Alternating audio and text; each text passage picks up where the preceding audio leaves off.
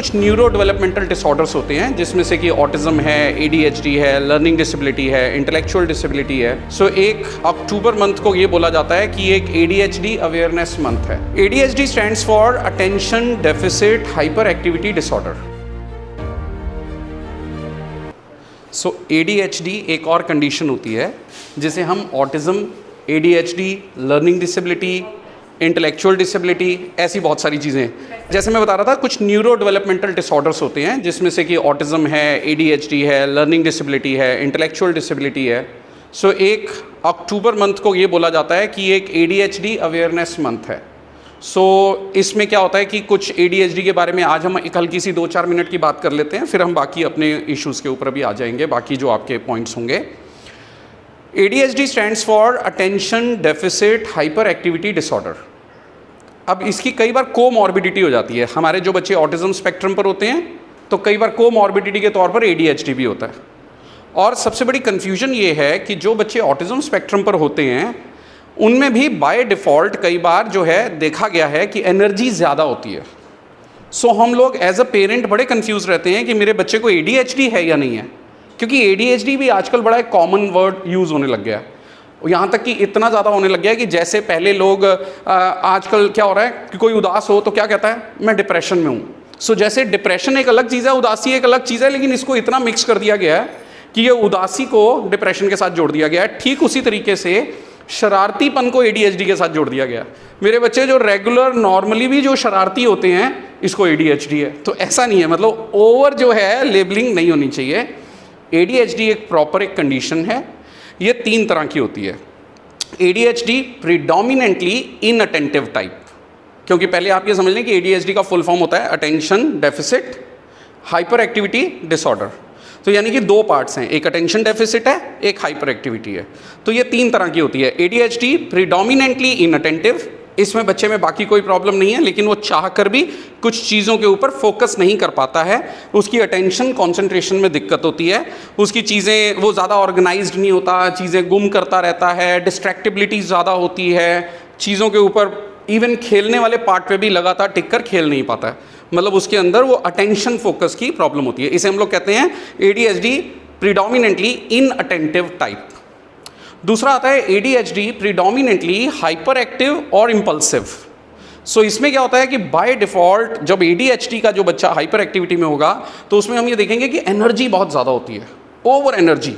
सो कई बार तो ऐसे लगता है कि जैसे उसके अंदर कोई सेल, कोई बैटरी, कोई मोटर फिक्स कर दी है, बच्चा टिक ही नहीं रहा, चलता जा रहा है, चलता जा रहा है, चलता जा रहा है, चलता जा रहा है, बेमतलब सीढ़ियाँ चढ़ रहा है, उतर रहा है, फर्नीचर के ऊपर कूद रहा है, फर्नीचर से नीचे कूद रहा है, टिका नहीं है, जिसे हम पंजाबी में बोलते हैं ना, तो वो वाली चीज़ आ गई। तो एनर्जी बहुत ज़्यादा है, तो इसको कहते हैं हाइपर एक्टिविटी।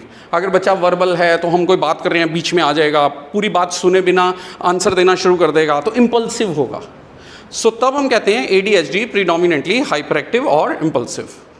फिर एक होता है ADHD कंबाइंड टाइप, यानी कि उसमें इनअटेंटिव भी है और हाइपर एक्टिविटी भी है। आमतौर पर ये देखा गया 60-70% या कई बार इससे भी ज़्यादा जो ADHD के बच्चे होते हैं वो मोस्टली कंबाइंड टाइप में होते हैं।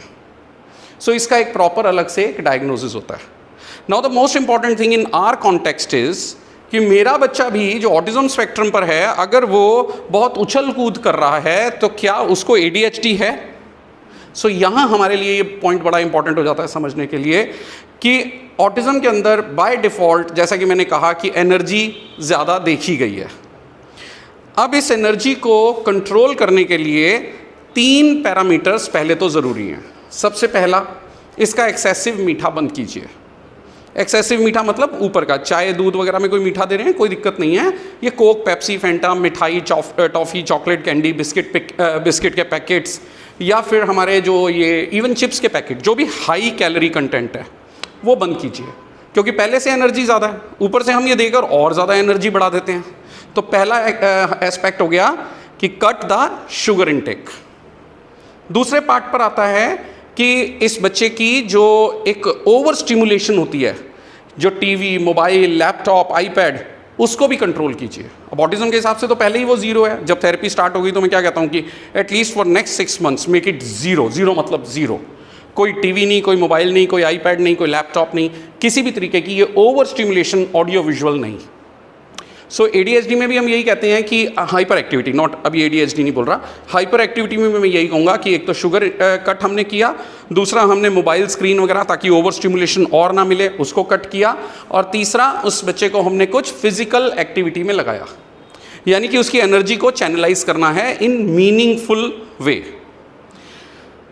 अगर तो कोई स्ट्रक्चर्ड हम स्पोर्ट्स एक्टिविटीज़ कर रहे हैं तो स्विमिंग, साइकिलिंग एंड स्केटिंग, ये 3 बहुत अच्छी मूवमेंट्स जिसमें कि पूरी बॉडी की रिदमिक मूवमेंट होती है और बच्चे की एनर्जी बहुत अच्छी चैनलाइज होती है। सो ये एडवाइजेबल है कि इन तीनों में से कोई भी एक स्पोर्ट्स एक्टिविटी बच्चों के ऊपर ज़रूर आप लगाना शुरू कर दें, जिसमें कि प्रॉपर कोच हो, प्रॉपर एकेडमी हो, कंपटीशन सेंस हो, तो बच्चों की एनर्जी उसमें चैनलाइज हो जाएगी। सो 3 चीज़ें हो गई, sugar cut, over stimulation by audio visual media cut, और तीसरा हमारा फिजिकल एक्टिविटी चैनलाइजेशन। इसके साथ आते हैं थेरेपी प्रोटोकॉल्स। सो हाइपर एक्टिविटी के हिसाब से ऑक्यूपेशनल थेरेपी, जिसे हम OT वगैरह बोलते हैं, बहुत सारे इसमें प्रोटोकॉल्स होते हैं। उस तरीके से चीज़ें करके ये 3 चीज़ें आपके लेवल पर, एक थेरेपी के लेवल पर, अगर तो ये करके धीरे धीरे कंट्रोल हो रहा है, 3-4 महीने के अंदर सिग्निफिकेंटली पता चल जाता है। अगर तो ये 3-4 महीने में सिग्निफिकेंटली कंट्रोल हो रहा है तो बहुत अच्छी बात है। लेकिन अगर लग रहा है कि बच्चा एक्सीडेंट प्रोन हो रहा है, वो हर जगह भागता दौड़ता जा रहा है, हाथ में नहीं आ रहा, ओवर एग्रेशन, ओवर एनर्जी दिखा रहा है, बच्चा कभी इधर अटक रहा है या कहीं लड़खड़ा रहा है या कहीं चोट लग रही है, और ये सब चीज़ें करके ठीक नहीं हो रहा, तो इट्स हाईली रिकमेंडेड कि एक पीडियाट्रिक न्यूरोलॉजिस्ट से मिलकर उस बच्चे के लिए कुछ मेडिसिन का ओपिनियन ले लें। अब इसमें बहुत सारे पेरेंट्स के अपने कुछ डाउट्स होते हैं, जी मेडिसिन के तो साइड इफ़ेक्ट्स हैं, क्या हमें ये लेनी चाहिए या नहीं लेनी चाहिए, तो इस चीज़ पे भी समझिए।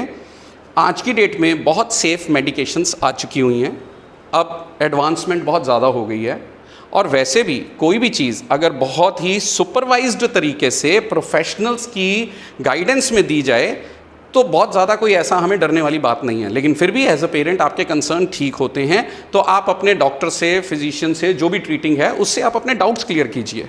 वैसे भी हमें ये देखना होता है कि साइड इफ़ेक्ट की तरफ ज़्यादा देखूं या जो मेन इफेक्ट है उसकी तरफ ज़्यादा देखूं। पता चले मेन इफेक्ट ही इतना वो हो गया, प्रोन हो गया एक्सीडेंटल, उसमें मेरे बच्चे को ज़्यादा नुकसान हो सकता है, तो मैं इफेक्ट को कम करने के लिए साइड इफेक्ट के ऊपर फोकस तो नहीं करूंगा ना।